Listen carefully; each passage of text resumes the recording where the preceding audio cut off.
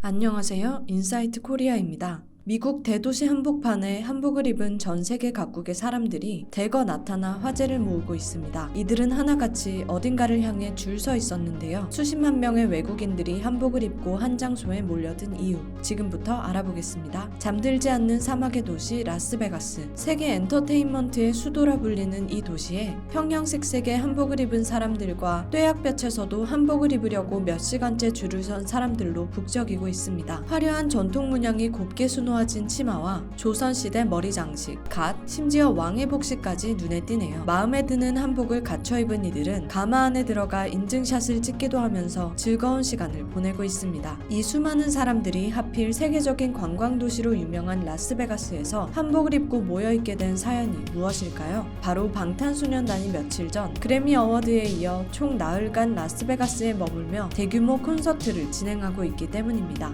이번 콘서트는 마지막 공연 날까지 총 25만 명의 관객을 동원할 전망인데요. 실시간 중계 관람 방식인 라이브 플레이까지 포함하면 총 30만 명이 넘을 것으로 보입니다. 이미 미국 방송사들은 글로벌 슈퍼스타의 발길을 환영함과 동시에 도시 전체가 K컬처의 물결로 정복되었다는 기사를 본물 터지듯 보도하고 있습니다. 방탄소년단의 이번 공연은 한국관광공사와의 협업을 통해 글로벌 팬들을 대상으로 한복 체험을 비롯하여 국내 각 도시와 어울리는 향기 체험, 한국 관광 기념품 제공 등의 행사를 펼치고 있는데요. 이뿐만 아니라 콘서트장 내 대형 LED 전광판을 활용해 Feel the Rhythm of Korea 한국 관광 홍보 영상 또한 송출하고 있습니다. 이 영상은 콘서트 현장 입장객 외에도 온라인으로 시청하고 있는 팬들까지 약 80만 명 이상의 방탄소년단 팬들에게 노출될 것으로 기대되고 있습니다. 그 중에서도 한복 체험존에 특히 방탄소년단의 전 세계 팬들이 몰려들어 인산인해를 이루고 있습니다. 한복 체험을 위한 대기줄만 100m가 넘어가며 난리가 난 상황이라는데요. 우리 한복의 아름다운 자태에 넋이 나간 수많은 해외 팬들은 공연장에 설치된 한복 체험 부스에서 오랜 기다림 끝에 안내 요원들이 입혀주는 한복을 착용하고 사진을 찍은 뒤 SNS에다 자랑하는 등 그야말로 폭발적인 인기를 끌고 있습니다. 방탄소년단을 보러 왔다가 한복에 매료된 어느 외국인 팬은 한복 디자인이 너무 마음에 든다, 의상마다 다 다르고 독특하다 라며 다양한 문화적 경험을 할 수 있어서 뜻깊다는 소감을 밝히기도 했습니다. 이 소식이 해외 커뮤니티에도 알려지자 치열했던 방탄소년단 콘서트 티켓팅에 실패한 외국인 팬들은 땅을 치면서 부러운 마음을 내비치고 있는데요. 나한테는 저 콘서트에 갈 수 있는 기회가 없었어. 와, 저건 콘서트를 넘어서 엄청난 컨벤션 같은 느낌인데 솔직히 저 모든 것이 다 새로운 경험이야. 콘서트를 어떻게 저렇게 운영할 생각을 했지? 정말 놀랍다. 이처럼 콘서트 이상의 경험 확장을 제공하는 한국문화 체험 이벤트에 획기적인 아이디어라는 호평이 자자했습니다.